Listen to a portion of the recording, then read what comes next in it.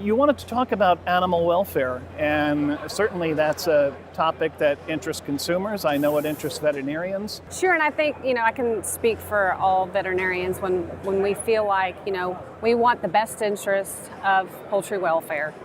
And at the same time, there are times when there's health issues that do occur, and as veterinarians, we are trained within our oath to be able to have the tools to do what's best for the animal. And sometimes, but not always, but occasionally there's times where we feel like the best option is to use some type of antibiotic treatment for the health of the birds, to make sure that the birds are not suffering, and also to help reduce any mortality if that's a viable option. Sometimes it's not an option, but when it is the option, and we have a tool that we can use to quickly treat a bird, it's very difficult when we're getting a lot of consumers not wanting any antibiotics. It makes it really difficult ethical issue because it goes against what's in the best interest of the bird or the welfare of the bird.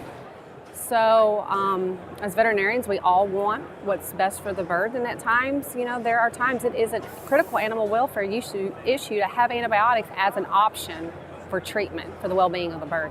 Well, I've worked with companies that are allowed to use the antibiotic class ionophores, which are animal-only type antibiotics, and I've worked with companies that are in a transition period pulling everything out, no antibiotics at all.